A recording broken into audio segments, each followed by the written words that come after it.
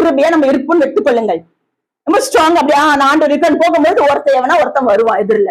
என்ன நீங்க ரொம்ப சோர்ந்திருக்கிறீங்க அப்படின்னு சொல்லிட்டா என்ன ஆயிடுங்க, பலவீனப்பட்டுருவோம். ஷூடுக்கு தெரியுமா அன்னைக்கு நடந்து தெரியுமா, இன்றைக்கு எப்படி நீ வாழ்ந்து கொண்டிருக்கிறார், நேற்று தினம் நடந்தது, பழையச கொண்டு வருவான் சாத்தான். பாரு அன்றைக்கு நடந்தா, இப்ப பாரு எப்படி இருக்கிறான். இது சற்று கவனிங்க. அப்போ நம்ம இரவும் பகலும் வேதி வாசிக்கும் பொழுது சாத்தான் கிட்டையே நெருங்க மாட்டான்.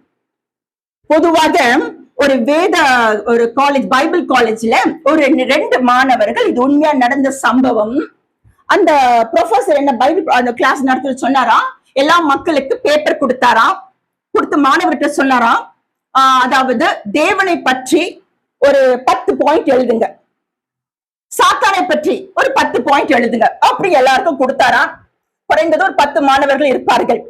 எல்லோரும் எழுதுறாங்க, அவன் இப்படிப்பட்டவன் அப்படிப்பட்டவன், அவன் இதை செய்வான் அதை செய்வான் எல்லாம் எழுதுறாங்களாம். ஒரே ஒரு மாணவன் மாத்திரம்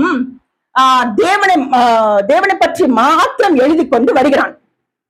அப்ப அவர் கேட்டாரு, ஏன்பா ஒரு கொஸ்டின் மட்டும் அட்டென்ட் பண்ணேன், ஏன் இன்னொரு கொஸ்டின் இருக்கே? அப்ப அவன் சொன்னான், அந்த 2வது கொஸ்டினுக்கு வேண்டாம் சார் அப்படின்னு சொன்னானா. ஏன்பா? அதாவது நிறைவானது வரும்போது குறைவானது ஒழிந்து போகும், அந்த குறைவை பற்றி நான் எழுதி கொண்டு என்னுடைய மனதை நான் குறைபட எனக்கு விருப்பம் இல்லை என்று சொன்னானா.